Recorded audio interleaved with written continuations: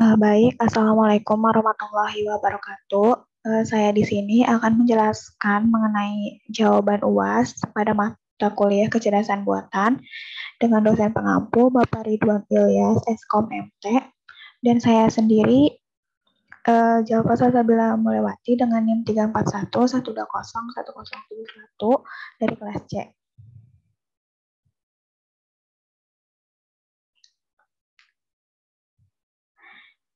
Baik, untuk selanjutnya yaitu mengenai jawaban bab 1 tentang searching.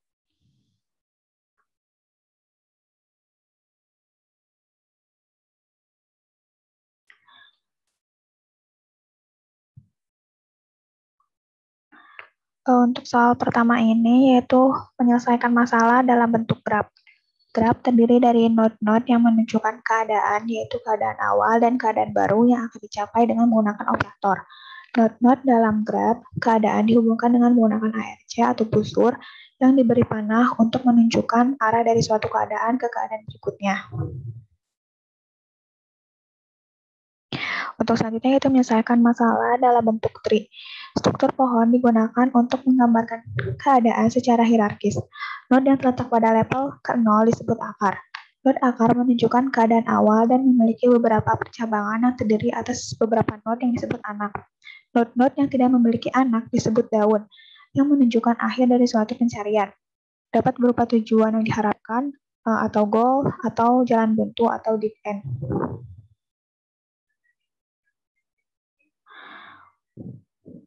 Untuk selanjutnya yaitu soal kedua. Kenapa sih fungsi objektif dalam pencarian heuristik itu dibutuhkan? Untuk yang pertama itu, dari kata heuristik ini berasal dari sebuah kata kerja bahasa Yunani, heuriskeion, yang berarti mencari atau menemukan. Fungsi heuristik digunakan untuk mengevaluasi keadaan-keadaan problema individual dan menentukan seberapa jauh hal tersebut dapat digunakan untuk mendapatkan solusi yang diinginkan. Fungsi objektif atau fungsi tujuan adalah fungsi yang akan dicari nilai optimumnya. Sehingga dalam pencarian heuristik, fungsi ini sangat dibutuhkan dengan tujuan agar mendapatkan nilai optimum dalam pencarian heuristik.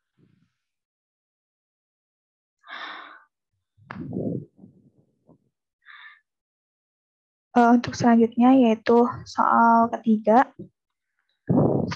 Jadi dalam algoritma simulated annealing ini, komponen apa aja sih yang paling berpengaruh dalam mencari solusi? Yang pertama dari pengertian simulated annealing SA, yaitu merupakan suatu pendekatan algoritma untuk memecahkan masalah optimasi kombinatorial. Dan menurut Bu Seti, terdapat elemen atau komponen yang harus tersedia dalam menggunakan metode simulated annealing, yaitu antara lain yang pertama ada perkiraan solusi yang mungkin, yang kedua ada suatu pembangkit untuk mencari perubahan solusi secara acak, yang ketiga alat untuk mengevaluasi fungsi, dan yang keempat ada annealing schedule yaitu penentuan temperatur awal dan aturan menurunkan temperatur sesuai perkembangan proses. Untuk selanjutnya yaitu bab 2 mengenai logika.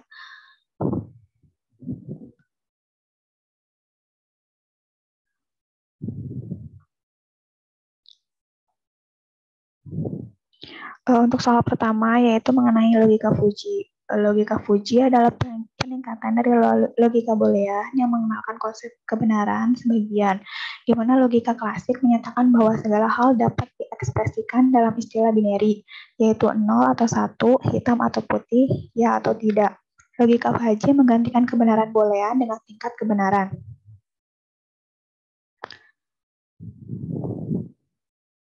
Untuk selanjutnya yaitu penerapan dari mesin logika dalam kecerdasan buatan. Yang pertama itu ada kredit Fuzzy Logic, yaitu dapat digunakan untuk membantu mengevaluasi kredit peminjaman. Yang kedua ada robotika Fuzzy Logic, yaitu sangat berguna dalam membantu robot memutuskan apa yang harus dilakukan dengan input sensorik. Yang ketiga ada Bayesian Intelligence, aplikasi Fuzzy Logic, yaitu dapat membantu eksekutif mengevaluasi keputusan berdasarkan sejumlah kriteria.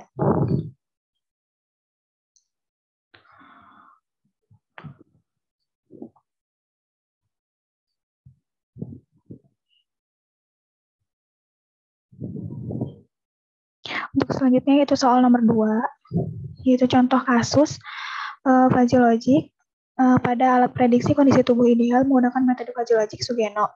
Ada banyak ada banyak tips kesehatan berupa pola hidup sehat yang dapat menstabilkan berat badan. Namun sebelum menjalani tips tersebut, alangkah baiknya jika terlebih dahulu memahami definisi tubuh ideal dan sehat serta cara menghitungnya. Penulis berinisiatif membuat sebuah alat prediksi kondisi tubuh ideal. Alat prediksi kondisi tubuh ideal ini nantinya dirancang dalam satu paket alat ukur yang memanfaatkan fungsi sensor untuk melakukan pengukuran. Sensor yang digunakan antara lain sensor ultrasonik dan sensor berat atau load cell. Sensor ultrasonik diletakkan di atas dengan jarak tertentu yang berfungsi menangkap sinyal untuk mengukur tinggi badan. Sedangkan sensor berat atau load cell diletakkan pada sebuah papan besi yang akan bekerja. Apabila papan tersebut diberikan beban, load cell ini nantinya berfungsi untuk mengukur berat badan.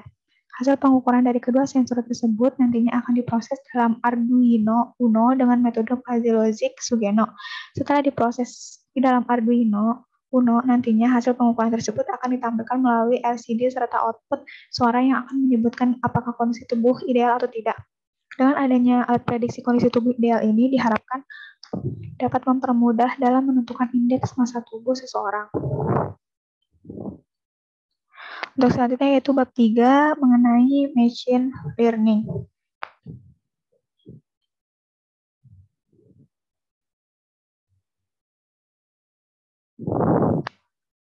Baik untuk soal yang pertama ini, potensi apa aja sih yang menjadikan machine learning sebagai pendekatan paling populer saat ini? Yang pertama itu definisi dari machine learning, yaitu merupakan salah satu cabang dari artificial intelligence atau AI, atau kecerdasan buatan ini merupakan sistem yang bisa mengadaptasi kemampuan manusia untuk belajar yang tanpa kita sadari.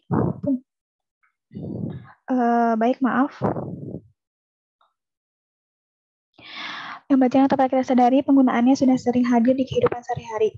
Machine learning membuat kita dapat memproses dan menganalisis data yang lebih besar dan rumit hanya dengan waktu yang singkat.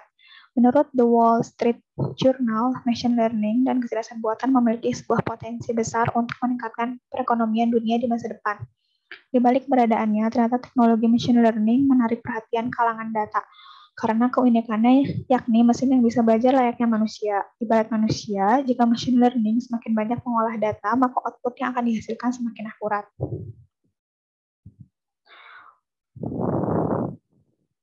Untuk selanjutnya yaitu perbedaan machine learning dengan deep learning dan neural networks. Untuk machine learning, bagian dari artificial intelligence, dan untuk deep learning, bagian dari machine learning, dan untuk neural networks, basis utama dari algoritma deep learning. Juga lebih besar dan umum daripada deep learning. Deep mengacu pada kedalaman neural networks. Dan untuk neural networks terdiri dari 3 lapisan neural atau lebih yang mencakup input dan output. Untuk machine learning memerlukan panduan lewat algoritma AI melalui bantuan tangan manusia. Dan untuk deep learning dapat membedahi dan menentukan algoritma dalam penyesuaian melalui neural networks. Dan untuk neural networks bekerja untuk memprediksi secara akurat penyesuaian dalam deep learning. Untuk machine learning masih memerlukan pemrograman manusia dalam metode komputasinya. Dan untuk deep learning mampu mempelajari sendiri metode komputasinya seolah-olah memiliki otak sendiri. Dan untuk neural networks menjadi jaringan otak dari deep learning.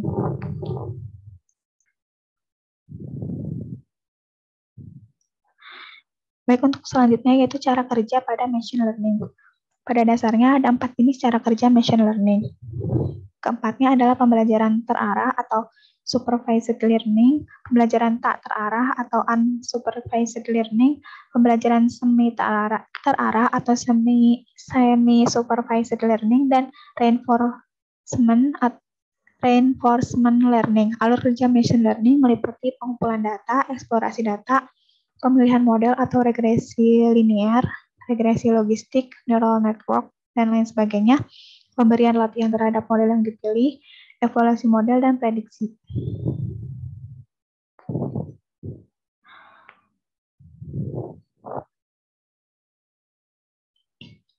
Untuk selanjutnya yaitu teknologi dengan menggunakan pendekatan machine learning. Startup Inggris, Roboreach, ingin membuat terobosan baru dalam pembuatan mobil tanpa pengemudi. Untuk melakukannya, mereka percaya bahwa perlu dilakukannya pengujian pada batas-batas teknologi. Setelah bertahun-tahun mengalami kegagalan seperti terjadinya error, mereka telah menciptakan mobil balap AI pertama di dunia. Terdapat 3 sistem pada Roborage. Yang pertama itu ada OXTS, yaitu merupakan GPS atau Global Positioning System diferensial. Yang kedua ada sensor LiDAR atau Light Detection and Imaging, yaitu merupakan pemindai laser. Mereka membuatnya untuk peta 3D dunia pada kendaraan. Yang ketiga ada V2V atau Vehicle to Vehicle Communication, yaitu komunikasi kendaraan ke kendaraan antar mobil. Masing-masing dari mereka dapat memberitahu mobil lain posisi dalam trek.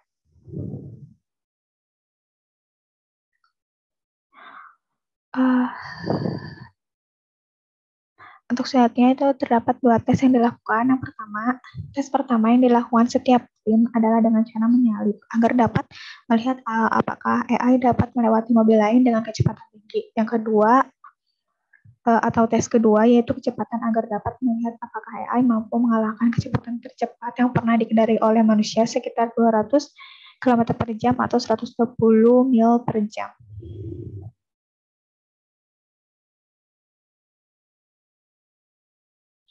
Baik, sekian penjelasan dari saya. Mohon maaf apabila ada kesalahan. Semoga penjelasan saya memberikan manfaat untuk kalian. Sekian presentasi atau penjelasan dari saya. Mohon maaf apabila ada kesalahan. Wabillahi taufiq wal hidayah. Wassalamualaikum warahmatullahi wabarakatuh.